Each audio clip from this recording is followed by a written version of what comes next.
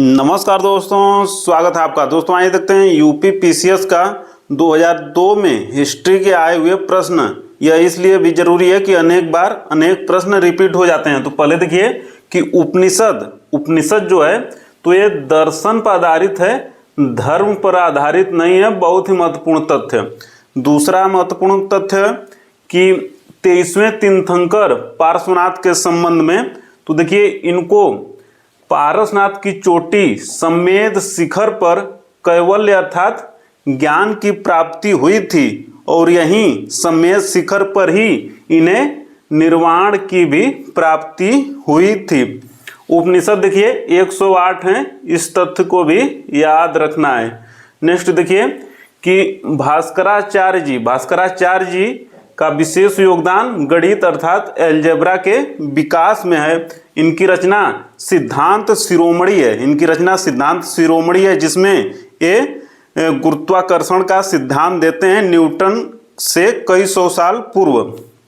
Next देखिए कि कुतुबुद्दीन ऐबक ने दिल्ली के राय पिथौरा किले के निकट कुव्वत उल इस्लाम मस्जिद का निर्माण करवाया और इसी मस्जिद परिसर में ही मेहरौली का लौह स्तंभ है। इसी मस्जिद में ही मेहरौली का लौह स्तंभ है, जिसे गुप्त शासक चंद्रगुप्त द्वितीय ने निर्मित करवाया था। किस लिए?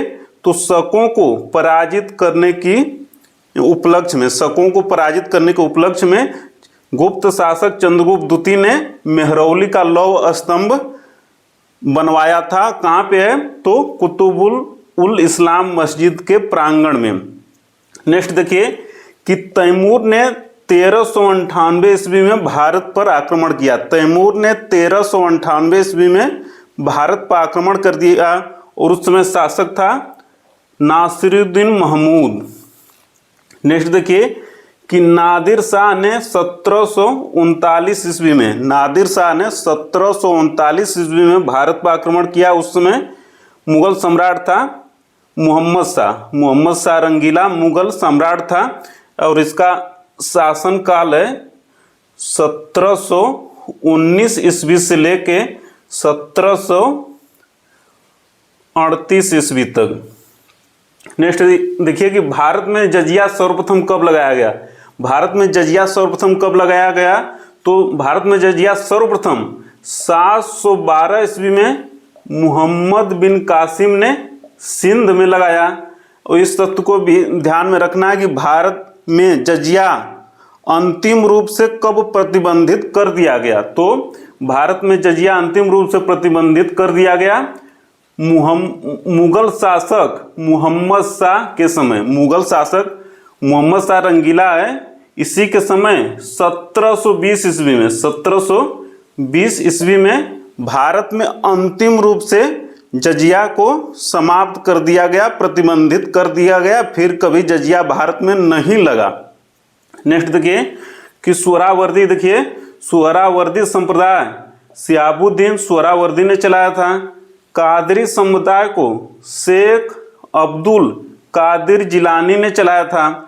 सत्तारी संप्रदाय को शाह अब्दुल्ला सत्तारी ने चलाया था और नक्शबंदी संप्रदाय को ख्वाजा बाकी विल्लाह ने चलाया था। इस तथ्य को भी ध्यान में रखना है।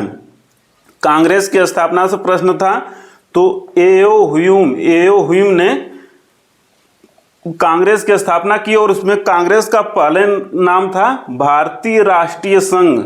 एग्जाम की दृष्टि से बहुत ही महत्वपूर्ण है कि कांग्रेस का पहले नाम क्या था। तो नाम था भारतीय राष्ट्रीय संघ। फिर देखिए 1985 में इसका अधिवेशन मुंबई में हुआ।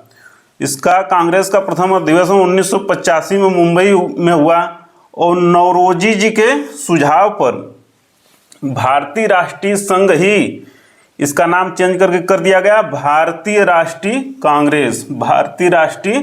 कांग्रेस कर दिया गया नौरोजी जी के सुझाव पर। बहुत ही महत्वपूर्ण तथ्य। और एओ ह्यूम जो थे इटावा के डिस्ट्रिक्ट मजिस्ट्रेट रह चुके थे और 1885 ईस्वी में मुंबई में जो कांग्रेस का प्रथम अधिवेशन हुआ उसमें बनर्जी जी इसके अध्यक्ष थे और एयो ह्यूम जी क्या थे, तो ये महासचिव थे। इस तथ्य को भी ध्यान में रखना है।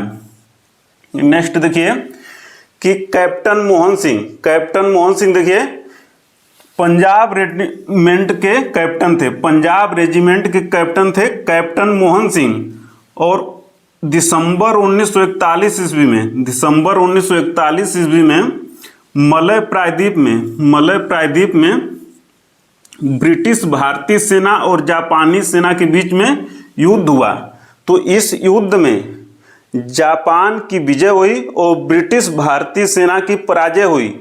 और इसी ब्रिटिश भारतीय सेना में पंजाब रेजिमेंट के कैप्टन थे कैप्टन मोहन सिंह, और इनको जापान की सेना ने युद्धबंदी बना दिया। साथ ही 50,000 अन्य भारतीय सैनिकों को भी युद्धबंदी बना लिया इसी मलय प्रायद्वीप के युद्ध में।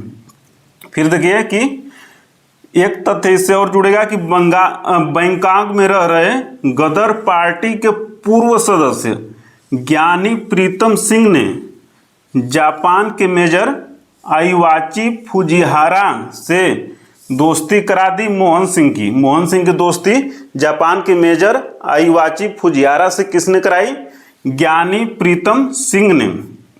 और इसके बाद मोहन सिंह ने ये जो युद्धबंदी बने थे, जापान ने युद्धबंदी बना दिया था 50,000 भारतीय सैनिकों को। तो उन्हीं सैनिकों को लेकर इंडियन नेशनल आर्मी का गठन मोहन सिंह जी ने किया 15 दिसंबर 1941 ईस्वी को।